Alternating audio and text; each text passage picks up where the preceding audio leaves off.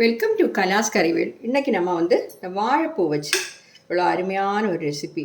அதாவது நம்ம சிக்கன் எல்லாம் பண்ணுவோமே, சிக்கன் பெரட்டெல்லாம் அந்த மாதிரி டேஸ்ட்டில் இருக்கும், அருமையாக இருக்கும். அந்த மாதிரி தான் நான் இன்றைக்கி பண்ண போகிறேன். கரெக்டாக நீங்கள் ட்ரை பண்ணி பார்க்கணும். ஓகே, பார்த்தாலே தெரியுது, பார்த்தீங்களா? அவ்வளோ டேஸ்ட்டாக இருக்கும். எப்படி பண்ணுறதுங்கிறது நம்ம பார்க்கலாம் வாங்க. இன்றைக்கி நாம் வாழைப்பூ தான் நல்ல ஒரு ரெசிபி பண்ண போகிறோம். அது ஈஸியாக பண்ணி முடிச்சிடலாம். ஹெல்த்துக்கு ரொம்ப நல்லது. இந்த மாதிரி மெத்தடில் பண்ணும்போது ஹெல்த்துக்கு ரொம்ப நல்லது. நம்ம ஃப்ரை எல்லாம் பண்ணி சாப்பிட்றத விட வாழைப்பூவில் நிறைய ரெசிபிஸ் பண்ணலாம். ஃப்ரை சில்லி பண்ணலாம், அதே மாதிரி வடை பண்ணலாம், இது எல்லாமே பண்ணலாம். அதெல்லாம் எண்ணெயில் ஃப்ரை பண்ணி எடுப்போம். ஆனால் இந்த மாதிரி பண்ணும்போது உங்களுக்கு ஹெல்த்தியாக இருக்கும். ஓகே, அப்போ அது முதல்ல நம்ம கட் பண்ணலாம். முதல்ல நாம் இதெல்லாம் எல்லாருக்கும் தெரிஞ்ச விஷயந்தான், ஆனால் தெரியாதவங்களுக்காக நான் காட்டுறேன். இந்த மாதிரி மேலே உள்ளதெல்லாம் எடுத்து மாற்றிடலாம். இந்த இந்த தோடு இருக்க இது கூட நம்ம வேஸ்ட் பண்ண வேண்டாம். இதை சின்னதாக கட் பண்ணி நம்ம வேக வச்சு சட்னி பண்ணலாம். அவ்வளோ நல்லது, நல்ல டேஸ்ட்டாகவும் இருக்கும், ஹெல்த்தியாகவும் இருக்கும். ஓகே, இப்போ நம்ம இந்த மாதிரி பண்ணுறதுனால அதை எடுக்கலை.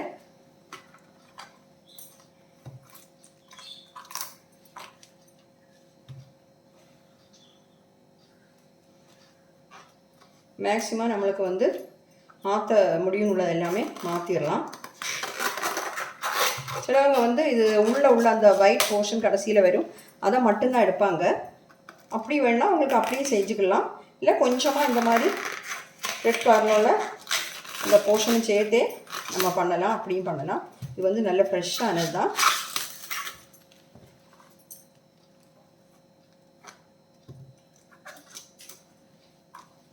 இந்த மாதிரி நான் கொஞ்சம் எடுத்துக்கிறேன். இந்த மாதிரி எடுத்துகிட்டு காட்டுறேன். பாருங்கள், நான் இது வரைக்கும் இப்படி எடுத்துருக்கிறேன். இதோட தண்டை கட் பண்ணிடலாம், அதையும் த்ரோ பண்ணிடலாம். இப்போ நாம் இதை சின்ன சின்ன பீஸாக ரொம்ப குட்டி குட்டியாக கட் பண்ண வேண்டாம். கொஞ்சம் பெருசாக கட் பண்ணாலும் பிரச்சனை இல்லை. நம்ம வெங்காயம்லாம் கட் பண்ணுவோமே, அதே மாதிரி கட் பண்ணிக்கலாம். பார்த்தீங்களா? இல்லை ரொம்ப வேஸ்ட்டெல்லாம் இல்லை. உங்களுக்கு இனி வேணாலும் இதோட ஸ்கின் இதை இப்படி மாற்றினாலும் மாற்றிக்கலாம், இல்லை இப்படியே போடனாலும் போட்டுக்கலாம். ஓகே, நான் இப்படி தான் இப்போ சேர்க்குறேன். இதை இப்படி ரெண்டாக இப்படி கட் பண்ணிடலாம்.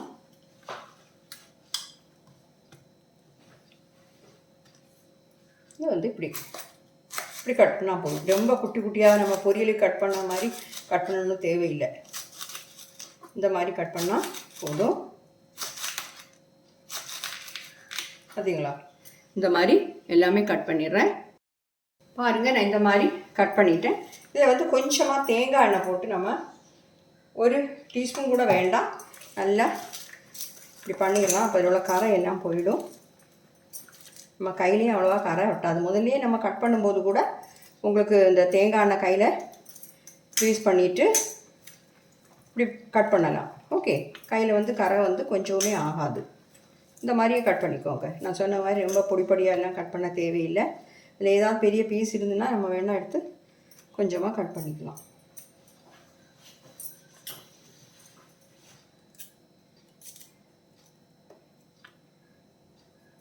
இதெல்லாம் பிரச்சனை இல்லை, இதெல்லாம் வெந்துடும்.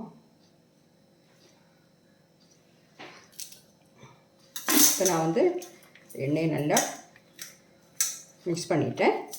பாருங்கள், இனி இதுக்காக நான் ஒரு 1/4 கப்பு துருவின தேங்காய் எடுத்து வச்சுருக்கிறேன். 1/4 கப்பு, உங்களுக்கு 1/2 கப்பு வேணாலும் இதை சேர்த்துக்கலாம். அப்புறம் ஒரு 8 பல் பூண்டு இந்த மாதிரி இடித்து வச்சுருக்கிறேன். ஒரு இஞ்சி சைஸில் இஞ்சி, 2 பச்சை மிளகாய், இனி கருவேப்பிலை வேணும். அப்புறம் ஒரு பெரிய வெங்காயத்தை இந்த மாதிரி கட் பண்ணி வச்சுருக்கிறேன். இப்போ நமக்கு பண்ணிடலாம். இந்த கட் பண்ணதை நம்ம தண்ணி விட்டு வச்சிடலாம்.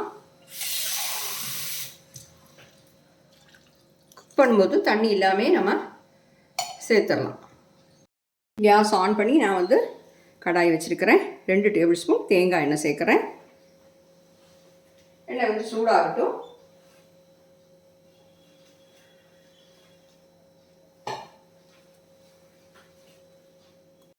பாருங்கள், எண்ணெய் சூடாகிடுச்சு. 1 டீஸ்பூன் கடுகு சேர்த்துடலாம்.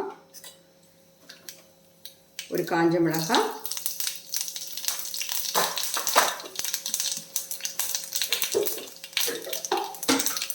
கொஞ்சமாக கருவேப்பிலை சேர்த்துடலாம்.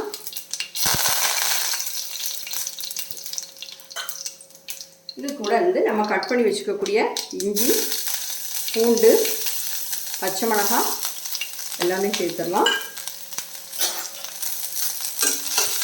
ஃப்ளேம் கம்மி பண்ணி வச்சுக்கோங்க. கொஞ்சம் வதங்கட்டும்.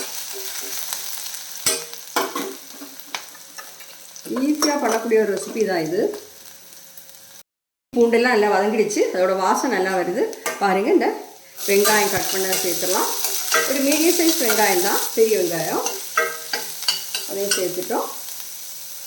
இது கூடயே நம்ம வாஷ் பண்ணி வச்சுக்கக்கூடிய இந்த வாழைப்பூவை சேர்த்துடலாம். அதையும் சேர்த்துட்றேன்.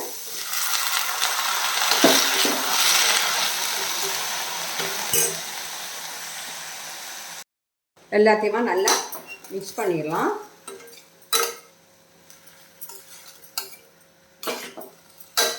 இப்போ மீடியம் ஃப்ளேமில் வச்சுருக்கிறேன். இது கூட கொஞ்சம் மசாலா எல்லாம் சேர்த்துடலாம். ஒரு 1/4 டீஸ்பூன் மஞ்சத்தூள்.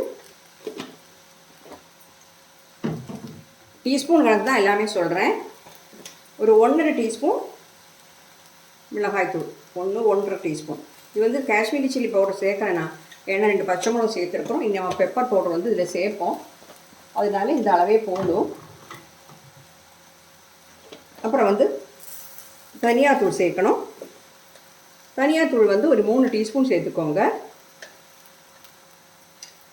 நான் தான் சொன்னேன், சிக்கன் கறி பண்ணக்கூடிய மெத்தடில் தான் நம்ம பண்ண போகிறோம். அதனால் தனியாத்தூள்லாம் கொஞ்சம் சேர்த்துக்கலாம். இது எல்லாமே நல்லா மிக்ஸ் பண்ணிடணும். கொஞ்சமாக உப்பு சேர்த்துடலாம். தேவைப்பட்டால் அப்புறமா சேர்த்துடலாம். இந்த வாழைப்பூலையெல்லாம் உப்பு நிறைய சேராது. நல்லா கிளறிக்கோங்க.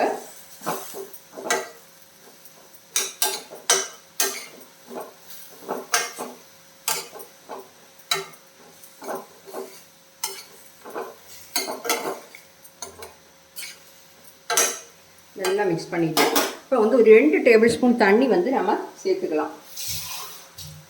ஒரு 2 டேபிள் ஸ்பூன் சேர்த்தா போதும், நிறைய சேர்த்துறாதீங்க. இல்லைன்னா கொஞ்சம் தண்ணி இப்படி தொளிச்சு கொடுத்தாலும் போதும். ஏன்னா அதுக்கு நிறைய தண்ணி தேவையில்லை. அதனால தான் இப்போ எல்லாமே நம்ம போட்டுட்டோம். இப்போ வந்து மீடியம் ஃப்ளேமில் இதை மூடி வச்சிடலாம். மூடி வச்சு வேக வைக்கணும். ஒரு 7 நிமிஷம் வரைக்கும் வேக வைக்கணும். ஓகே, இப்போ வந்து வேகட்டும். நான் வந்து இந்த வாழைப்பூ வச்சு நிறைய ரெசிபிஸ் பண்ணியிருக்கிறேன். முன்னாடி இதுக்கு வீடியோ அப்லோட் பண்ணியிருக்கிறேன். நீங்கள் அதெல்லாம் போய் பார்க்கணும். ஹெல்த்தியான ரெசிபி. ஓகே, இப்போ வாழைத்தண்டு வச்சு நிறைய பண்ணியிருக்கேன். வாழைத்தண்டு வச்சு தோசை பண்ணியிருக்கிறேன். அதே மாதிரி பொரியல் பண்ணியிருக்கிறேன். நிறைய பண்ணியிருக்கிறேன். இதெல்லாம் நமக்கு ஹெல்த்தியான ஃபுட். இது எல்லாமே சைட் டிஷ்ஷாக சாப்பிட்றதுக்கு. ஓகே, வேகட்டும். இடையில திறந்து பார்த்து கிளறி விட்டுப்போம். பார்த்தீங்களா, தண்ணி எல்லாம் தேவையில்லை. ஒரு 7 நிமிஷம் 8 நிமிஷம் ஆகும்போது நம்ம வெங்காயம் இந்த வாழைப்பூ எல்லாமே நல்லா வெந்துடும். நம்ம இப்போ மசாலாலாம் போட்டு வேக வைக்கிறதுனால அது எல்லாமே அதில் நல்லா பிடிச்சிடும். இருக்கட்டும், பார்க்கலாம், திறந்து பார்க்கலாம்.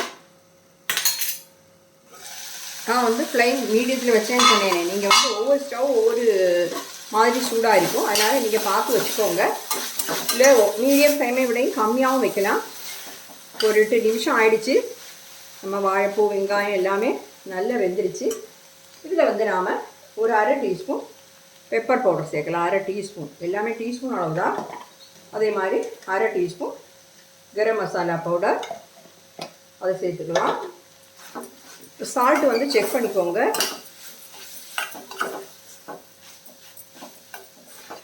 ஒரு 2 நிமிஷம் இந்த மாதிரி கிளறி விட்டுடலாம்.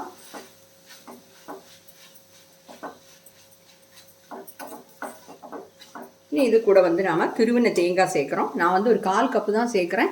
உங்களுக்கு வந்து இன்னும் கொஞ்சம் ஜாஸ்தி சேர்க்கணும்னு சேர்த்துக்கலாம். ஒன்றும் பிரச்சனை இல்லை. 1/2 கப்பு வரைக்கும் சேர்க்கலாம். நான் இப்போ 1/4 கப்பு தான் அதில் சேர்க்குறேன். எல்லாத்தையுமா கிளறிட்டு ஒரு 2 நிமிஷம் விட்டுடலாம். ஏன்னா இந்த தேங்காவோட பச்சை வாசம் எல்லாம் போகணும். ஒரு 2 நிமிஷம் இந்த மாதிரி இருக்கட்டும். இந்த டைமில் நீங்கள் சால்ட்டு செக் பண்ணிக்கோங்க. பாருங்கள், எல்லாமே சேர்ந்து நல்லா வெந்துடுச்சு. அப்புறம் தேங்காவோட பச்சை வாசம் எல்லாம் போயிடுச்சு. சூப்பரான வாழைப்பூ வச்சுல அந்த சிக்கன் கறி மாதிரி, அந்த வாழைப்பூனே சொல்ல முடியாது சாப்பிட்டா. கொஞ்சமாக ஃப்ரெஷ்ஷான கறிவேப்பிலை சேர்க்குறேன். ஃப்ளேம் ஆஃப் பண்ணுறேன். இது ஒரு டிஷ்ஷுக்கு மாற்றிடலாம். பாருங்க, வாழைப்பூ வச்சு நம்ம சிக்கன் பிரட்டு பண்ணுற மாதிரி அதே டேஸ்ட்டில் பண்ணியிருக்கிறோம். இது சாப்பிடும்போது வாழைப்பூனே சொல்ல முடியாது, அவ்வளோ தூரத்துக்கு ரொம்ப அருமையாக இருக்குது. வாழைப்பூக்கு ஒரு சின்ன ஒரு கசப்பெல்லாம் இருக்குமே, இல்லை அது எல்லாமே இல்லை. கட்டாயமாக நீங்கள் ட்ரை பண்ணி பார்க்கணும். நான் சொன்ன மாதிரி சப்பாத்தி, ஆப்பம், தோசை, சாதம் எல்லாத்துக்கூடயும் சாப்பிட்றதுக்கு அருமையாக இருக்கும் இந்த ஹெல்த்தியான ஒரு சைட் டிஷ். ஓகே, ட்ரை பண்ணி பார்த்துட்டு உங்கள் ஃபீட்பேக்கையும் தெரிவிக்கணும். தேங்க்யூ.